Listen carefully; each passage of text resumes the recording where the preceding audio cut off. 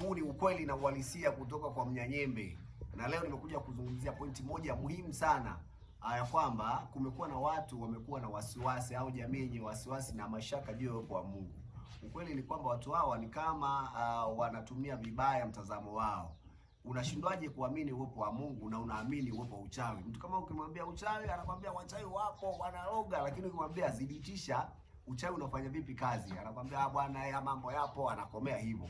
Lakini ukweli ni kwamba Mungu yupo na anafanya kazi, na tuelewe kwamba katika maisha tuna ulimwengu wa kawaida na ulimwengu wa roho, ambako ndo ulimwengu wa roho tunapata uchawi, tunapata nguvu ya Mungu na mambo mengine kama hayo. Akatokea mtu mmoja Mwandambo bana, anajiita baba yenu Mwandambo, akasema yeye hawezi kumwabudu Mungu kwa sababu hana udhibitisho na kwamba hajaagizwa na Mungu amwabudu. Mtu kama huyu ni baba wa familia na watoto hao amewazaa na anawataka wamfuate na anawapa maelekezo wamheshimu kama mzazi. Je, swali langu, ikiwa watoto hao amewazaa, yeye watoto hao walimuomba awazae ili sasa awape maagizo kama mzazi? Jibu ni kwamba huu ni mtazamo tu wa kuamua mtu kujitoa ufahamu. Ukweli ni kwamba tukubali tusikubali, Mungu anafanya kazi na huo ulimwengu mwingine ulioko kwenye mazingira yasiyo ya kawaida unafanya kazi, ikiwemo majini, wachawi wenyewe hao.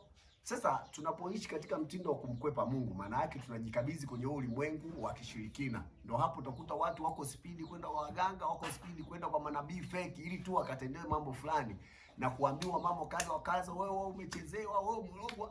Tukiishi kwenye hiyo mifumo tutamaliza fedha kwa ajili ya kuwapa watu na kushindwa kufanya mambo yetu muhimu. Ukikaribisha nguvu ya Mungu kwenye maisha, ndipo utakapokaribisha amani ya moyo wako kwa muda mkubwa na utaenjoy sana.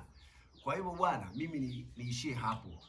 Tukae tuamini uwepo wa Mungu na nguvu yake. Hata kama tuna makosa, tuna madhaifu mbalimbali, Mungu anajua ataweza tu kutuwezesha kuishi vizuri, tofauti na kumtelekeza kisha tunaamini vinginevyo. Bwana, huo ndio ukweli na uhalisia wa leo.